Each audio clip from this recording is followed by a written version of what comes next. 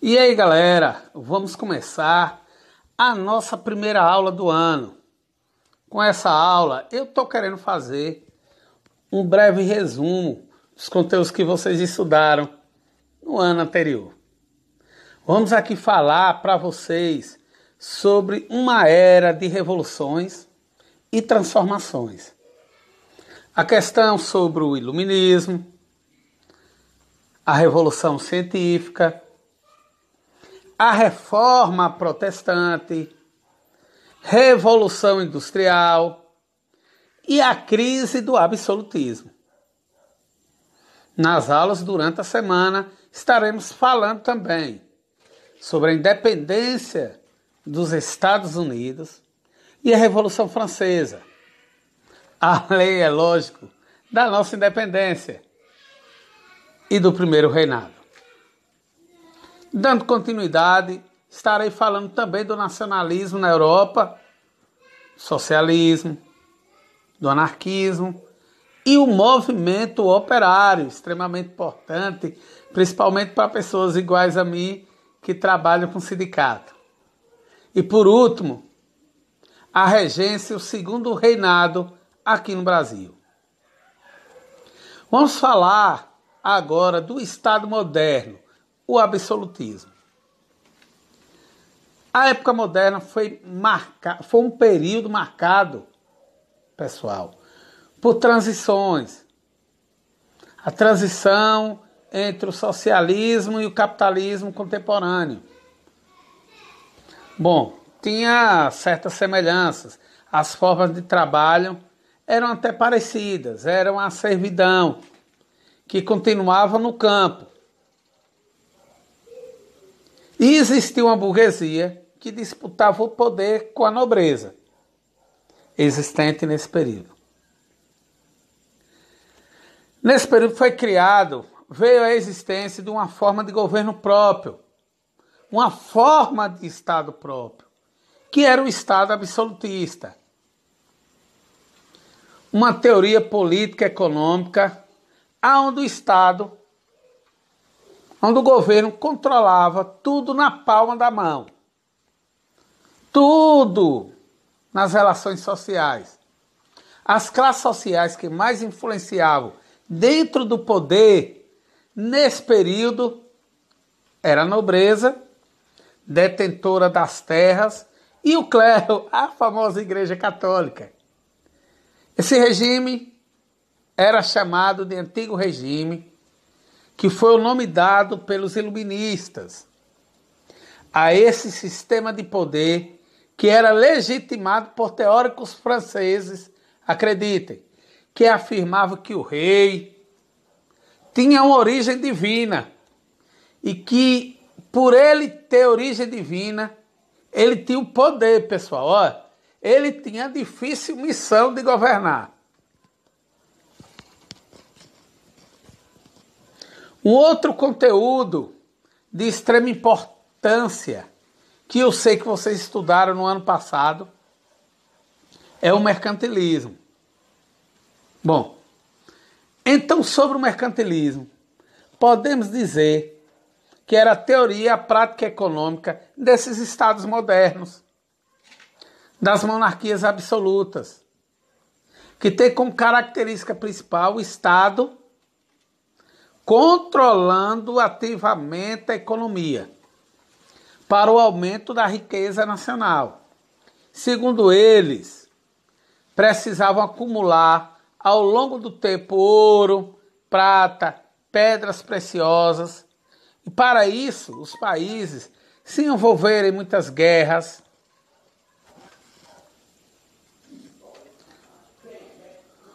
e promover as grandes navegações para controlar territórios distantes. Graças a esse mercantilismo é que o Brasil foi descoberto. Porque eles vieram no nosso território, não foi por acaso, eles vieram atrás de pedras preciosas, eles vieram atrás de riquezas naturais. Com isso, esses países, eles buscavam ter uma balança comercial favorável. Mas o que é ter uma balança comercial favorável? É que o número de exportações, de venda para os outros países, seja maior do que o número de importações. Para isso, eles foram produzindo uma política de colonialismo, de fazer colônias, colonizar territórios em outros continentes. Isso daí é só para dar uma introduçãozinha. Mas agora vamos falar agora de outra questão que é muito importante para a gente entender o desenvolvimento, né, principalmente das religiões ao longo do tempo. A gente não pode deixar de falar sobre as velhas reformas religiosas. A famosa reforma protestante, que iniciou com Martinho Lutero, quando ele fez, rapaz, o cara era fera. O cara fez severas críticas às práticas da Igreja Católica no seu período. Uma dessas críticas era a venda de indulgências. É como se o cidadão tivesse que comprar a salvação, como tivesse que pagar. A pessoa tem que pagar para ir lá bater nas portas do céu. Mas além do movimento de Lutero, né, além desse movimento promovido por Martinho Lutero, também houve a criação de outras igrejas. A gente tem, por exemplo, o calvinismo, que foi uma outra igreja também fundada nesse período. Também temos a reforma anglicana, que foi interessante, que na verdade, se vocês quiserem recordar com mais detalhes e pesquisar, a reforma anglicana foi feita por um rei que queria se separar de sua esposa para casar com outra, e a Igreja Católica nesse período não permitiu o divórcio. Aquela historinha, né? O que Deus une, o homem não separa. A questão é que a Igreja Católica foi perdendo, pessoal, o campo e sendo cada vez mais questionada. E aí a gente tem que falar da contra-reforma. Então, o que foi essa contra-reforma, né, pessoal? A contra-reforma foi um movimento dentro da própria Igreja Católica para tentar reestruturar partes do princípio da igreja, tentar salvar a Igreja Católica, já que estava perdendo muitos adeptos. Bom, essa contra-reforma, a gente vê assim um período extremamente importante, que foi de 1545 a 1563, a Igreja Católica convoca o Concílio de Trento, que foi um contra-ataque ao movimento protestante, que fazia uma série de mudanças, né? Essa contra-reforma fazia uma série de mudanças dentro do seio da Igreja Católica.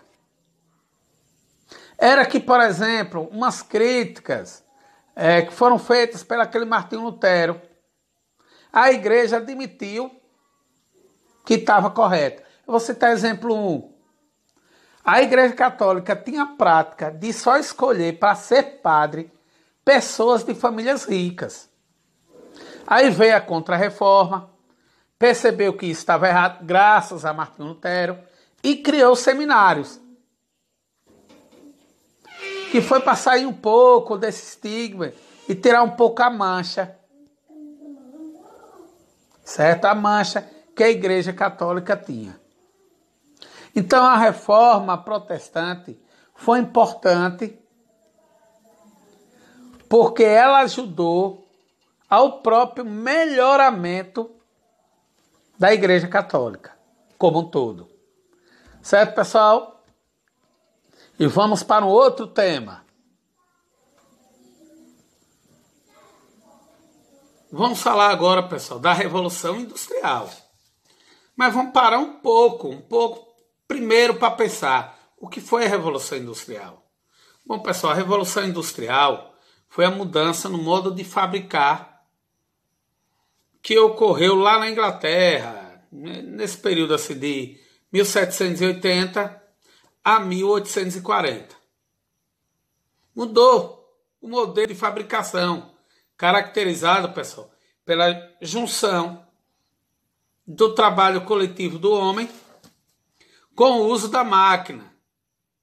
Diferente, pessoal, do sistema antigo, que era das manufaturas, onde a ferramenta era pertencente ao próprio trabalhador. Eu vou citar aqui um exemplo para vocês. Exemplo na manufatura, o cara que faz o pote, ele mesmo pega o barro, ele mesmo faz o pote, ele mesmo queima, porque precisa queimar, né, o pote, e ele mesmo vai vender esse produto. Nesse novo sistema de fabricação, não. O trabalhador apenas, ele vai fazer uma parte do serviço com auxílio de uma máquina nas fábricas. A máquina pertence ao industrial, que é aquele cara que vai lá contratar a mão de obra e paga um salário. Bom, é importante a gente também ver quais foram as consequências dessa Revolução Industrial para a sociedade da época, para todo mundo. Eu acredito que a principal consequência da Revolução Industrial talvez tenha sido o surgimento da classe operária, da classe dos trabalhadores. Mas quem eram esses trabalhadores, né? Quem eram? Bom, vou dizer assim, o trabalhador era aquele cara lá da zona rural que perdeu suas terras e veio morar na cidade em busca de melhores condições de vida.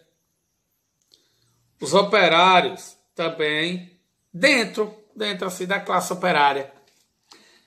Também tinha aquele antigo artesão, o cara do pote. É a questão seguinte, ele não tinha como concorrer com os produtos fabricados pela indústria e aí eles faliram. O fato foi esse, o cara faliu e tiveram que ir para as fábricas trabalhar como assalariado. A Revolução Industrial, ela não ocorreu apenas na Inglaterra não, viu pessoal? Ela se expandiu para todo mundo. Uma outra consequência da Revolução Industrial foi a mudança na agricultura. Porque vocês sabem que os produtos que vão ser fabricados, eles vêm de outros produtos do campo, né? Lá da zona rural. Eles vêm da zona rural, entendeu? Então a agricultura, ela teve que acompanhar o desenvolvimento da Revolução Industrial.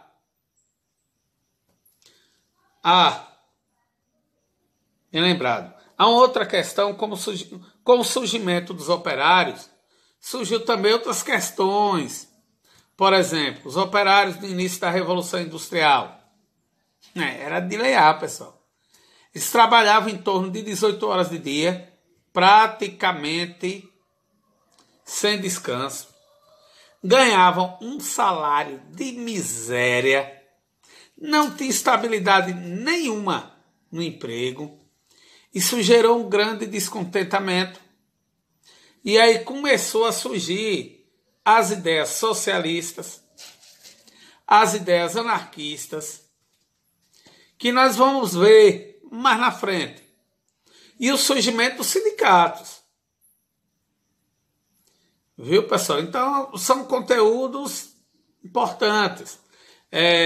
Então, pessoal, por enquanto é só isso, certo? E no decorrer de nossas aulas, a gente vai trazendo mais informações que vocês precisam para acompanhar os conteúdos desse ano, viu? Um forte abraço a todos.